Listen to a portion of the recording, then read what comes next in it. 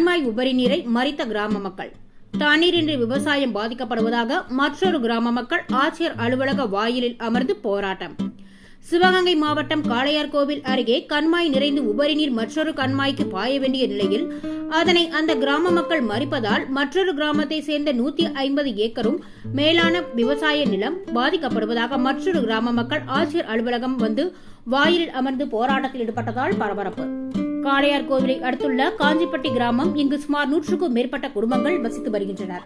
இவர்கள் விவசாயத்தையே தங்களது பிரதான தொழிலாக செய்து வரும் நிலையில் இவர்களுக்கு 150 ஏக்கர் விவசாய நிலம் உள்ளது. இந்நிலையில் இந்த விவசாய நிலங்களுக்கு நீர் ஆதாரமாக கண்மாய் இருக்கும் நிலையில் இந்த கிராமத்திற்கு அருகில் உள்ள பெரிய கிழுவச்சி கண்மாய் நிரம்பிய பின்பு அதன் உபரி நீர் வெளியேறி இந்த காஞ்சிப்பட்டி கண்மாய்க்கு வந்தே இந்த கண்மாய் நிரம்பும். அந்த தண்ணீரை கொண்டு இந்த காஞ்சிப்பட்டி கிராம மக்கள் விவசாய பணிகளை மேற்கொண்டு வரும் நிலையில் இந்த முறை பெய்த மழையின் காரணமாக பெரிய கிழுவச்சி கண்மாய் நிரம்பி மறுக்கால் பாய்ந்து உபரி நீர் வெளியேறி வரும் நிலையில் அதனை அந்த கிராம மக்கள் மறித்து வேறு கிராமத்திற்கு வழங்கி வரும் நிலையில் அதனை நம்பி 150 ஏக்கர் விவசாய பணிகளை துவங்கி பயிர்கள் வளர்ந்து வரும் நிலையில் தற்சமயம் தண்ணீர் வரத்து இல்லாததால் பயிர்கள் வாடி விவசாயம் பாதிக்கப்படும் நிலை ஏற்பட்டுள்ளதாக கூறி கிராம மக்கள் சார்பில் பல அதிகாரிகளை சந்தித்து மனு வழங்கியும் எந்த பலனும் இல்லை என்றும், அப்படி அதிகாரிகள் தண்ணீரை திறந்து விட்டாலும் கிராம மக்கள் அதனை மீண்டும் மறிப்பதுடன் அடைக்க வரும் அதிகாரிகளையும் கிராம மக்கள் மிரட்டுவதாகவும் கூறி காஞ்சிப்பட்டி கிராமத்தை சேர்ந்த சுமார் 50க்கும் மேற்பட்ட கிராம மக்கள் சிவகங்கை ஆட்சியர் அலுவலகம் வந்ததுடன் அலுவலக வாயிலை மறித்து போராட்டத்தில் ஈடுபட்டனர்.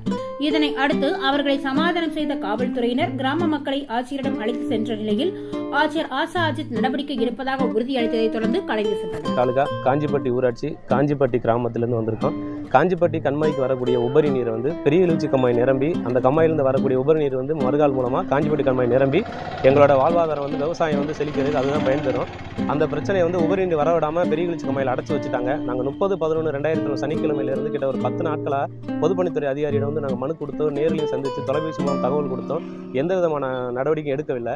அதனால் எங்களோட வாழ்வாதாரம் தண்ணி வர வேண்டிய தண்ணி இல்லாமல் போய் நாங்கள் விவசாயம் இன்றைக்கி பஞ்சம் போகக்கூடிய சூழ்நிலையில் பயிரெல்லாம் வதங்கிக்கிட்டு இருக்கு.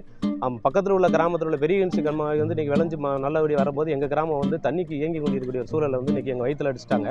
இதுக்கு முக்கிய காரணம் பொதுப்பணித்துறை அதிகாரி அலட்சியம். இந்த காரணம் இவங்களோட அலட்சியத்தால் இன்றைக்கி ஒரு ஊரே பஞ்சத்தில் இன்றைக்கி ரொம்ப ஒரு இக்கட்டான ஒரு சூழ்நிலை ஒரு 300 ஏக்கர் விவசாயம் உள்ள நிலம்.